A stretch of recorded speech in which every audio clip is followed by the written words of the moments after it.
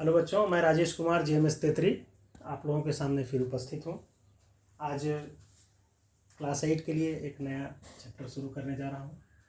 इसका नाम है क्वाड्रिलेटरल्स यानी कि चतुर्भुज। ये मैं आपको जो कॉन्सेप्ट है वो दे रहा हूँ, इसको ज्यामितीय रूप से समझेंगे। क्वाड्रिलेटरल्स को हम दो तरीके से पढ़ते हैं, एक ज्यामितीय रूप में और एक क्षेत्रमिति के रूप में, यानी मेंसुरेशन में भी देखते हैं इसको पढ़ना पड़ता है और ज्योमेट्री में भी इसको पढ़ना पड़ता है। तो अभी मैं बता रहा हूँ आपको ज्योमेट्रिकल वे में, इसके बारे में बताऊंगा कि क्वाड्रिलेटरल्स क्या है। चतुर्भुज नाम से ही स्पष्ट है, चार भुजाओं से घिरे हुआ क्षेत्र, यानी चार भुजाओं वाले जो भी आकृति होंगी उनके बारे में चर्चा करेंगे। तो क्वाड्रिलेटरल्स मुख्यतः 5 प्रकार के होते हैं: आयत, वर्ग,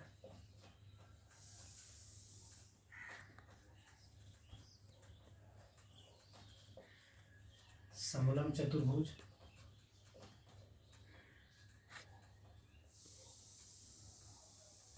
समांतर चतुर्भुज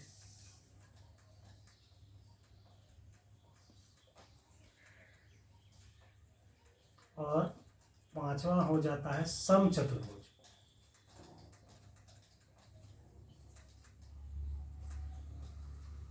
इसको मैं इंग्लिश नाम भी लिख देता हूँ। इसको रेक्टेंगल बोलते हैं,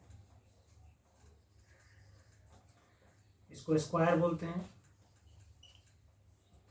इसको ट्रेपीजियम बोलते हैं और ये पैरेललोग्राम,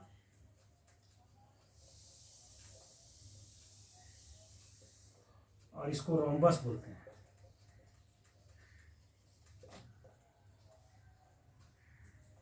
इस तरह से ये 5 प्रकार है।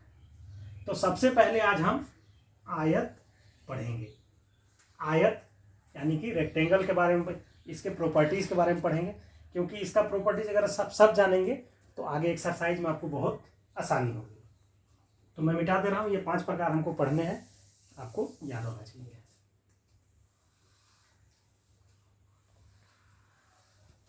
तो सबसे पहले आज रेक्टेंगल देखते हैं। रेक्टेंगल होता कैसा है, सिंपली इसको इस ढंग से होता है। सपोज कर लीजिए इसको ABCD, इस तरह से हम इसका नाम रखते हैं। अब इसके प्रॉपर्टीज के बारे में हम पढ़ना शुरू करेंगे। पहला प्रॉपर्टी इसका होता है कि अपोजिट साइड्स आर इक्वल, यानी कि सम्मुख भुजाएं, आमने सामने की भुजाएं जो होती हैं वो समान होती हैं।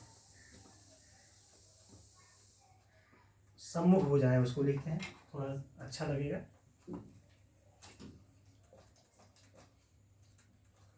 सम्मुख भुजाएं समान होती हैं। सम्मुख भुजाएं कहने का मतलब AB = CD और दूसरा हो गया AD = BC, समान होते हैं। और दूसरा होता है सम्मुख भुजाएं समानांतर भी होती हैं। सम्मुख भुजाएं समांतर होती हैं। अब ध्यान देंगे, AB parallel CD, AD parallel BC, यानी कि आमने सामने का भुजा क्या होता है, पैरेलल भी होता है और समान भी होता है। ये हो गया। सभी कोण समकोण होते हैं, यानी कि 90 डिग्री।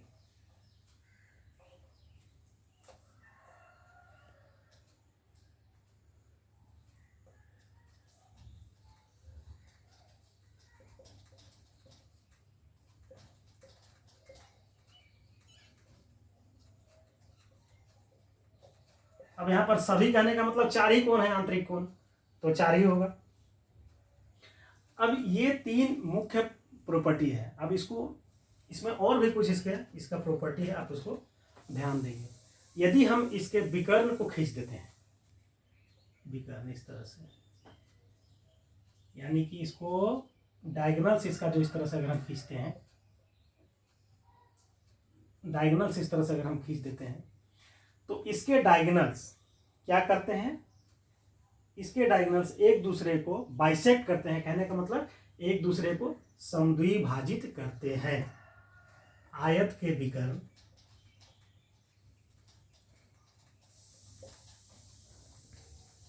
एक दूसरे को समद्विभाजित करते हैं।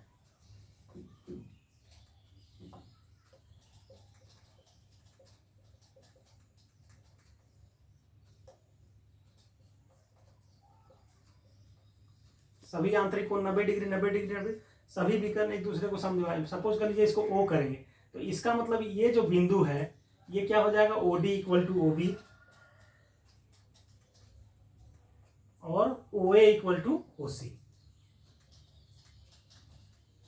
यानी कि एक दूसरे को समद्विभाजित करते हैं।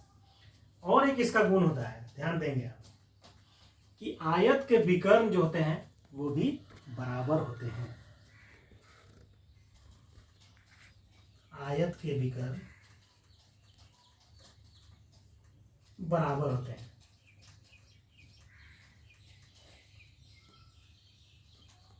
अब विकर्ण क्या क्या है, BD AC, यानी कि AC इक्वल टू BD। इस तरह से ये 5 गुण, ये पांचों जान जाएंगे आप तो आपको कहीं भी दिक्कत नहीं होगी। यानी कि अब यहाँ पर हम थोड़ा सा एक चीज़ और, सभी आंतरिक कोण 90 डिग्री होते हैं, तो इसको ऐसे लिख लेते हैं, कोण A इज इक्वल टू कोण B, कोण C इज इक्वल टू कोण D is equal to 90 degree. Mathematical language में भी लिखना जरूरी है, जिससे कि आपको समझ में आ जाए। यानी 90 डिग्री 90 डिग्री 90 डिग्री 90 डिग्री, और ये पैरेलल भी है, और ये विकर्ण बराबर होते हैं, एक दूसरे को समद्विभाजित करते। इस तरह से आयत के 5 गुण हैं। तो इतना ही आज मैं बता रहा हूँ आपको। धन्यवाद।